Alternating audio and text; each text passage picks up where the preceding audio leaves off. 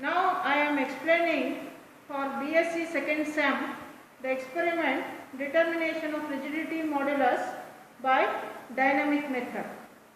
So the apparatus consists of a wire at the end clamped at one of the ends, and at the other end a cylindrical bar is suspended, and there are two equal weights of 165 grams.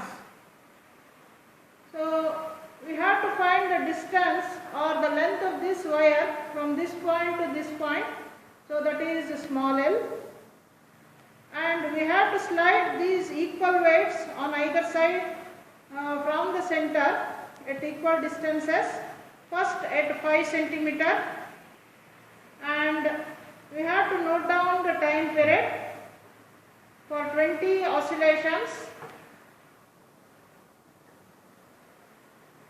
2, 3, 4, 5, 6, 7, 8, 9, 10, 11, 12, 13, 14, 15, 16, 17, 18, 19, 20.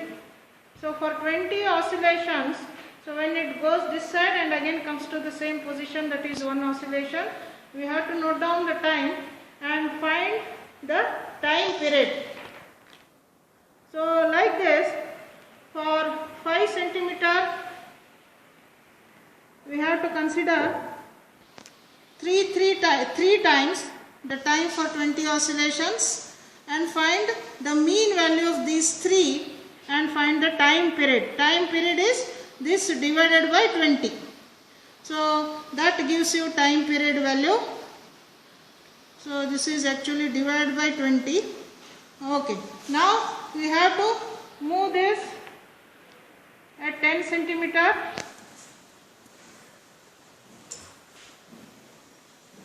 Equal distances, and again we have to start the oscillation and note down for 20 oscillations the time and 3 times and finding the time period value.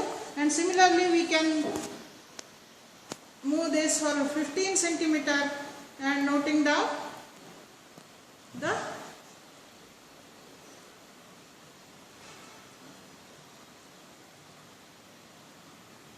this is at 15 and this is also at 15. We have to fix it and start the oscillations and noting down the time. So time period is calculated. So this is the last column is time period for at 5 centimeter, 10 centimeter and 15 centimeter, and we have to choose any two distances. For example 10 and 5. So D2 is equal to 10 and D1 is equal to 5, and L is length of this wire and M is this mass 165 grams, and we have to find the radius using screw gauge.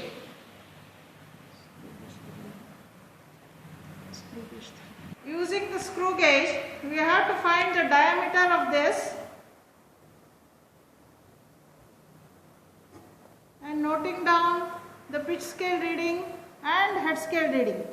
So the total reading is PSR plus HSR into LC. So the least count is pitch divided by total number of divisions on the head scale. Pitch is always 1 for screw gauge, this screw gauge. So 1 divided by total number of divisions is 100. So 1 by 100 is 0.01 millimeter. So for screw gauge we always write the least count in millimeters. So total reading is PSR plus HSR into LC. So three times here and here. So 3 times we have to find the diameter and finding the mean value of diameter. Mean value of diameter, and divided by 2 gives you the radius small r in millimeter. So this small r is substituted here So that millimeter is converted into meter. So by multiplying by 10 power minus 3, and all these centimeters are converted into meters by multiplying by 10 power minus 2. So here this becomes 10 power minus 4 because it is square, and here T2 square and T1 square, and this is 16 pi Lm into D2 square minus D1 square divided by R to the power of 4 T2 square minus T1 square. By substituting all these values, we will get N1 value in terms of 10 to the power of 10 Newton per meter square. So in the second case, we can consider 15 and 10 as D1 and D2 and D1. So again, repeat the calculation N2, and N3 is D2 is 50 and D1 is 5. So finding the same rigidity modulus value, we will get nearly equal values. So three equal values, nearly equal values of rigidity modulus we will get, and finding the mean value, finally you will get n is equal to n1 plus n2 plus n3 by 3. So the mean value is this into 10 to the power of 10 Newton per meter square. Okay, thank you.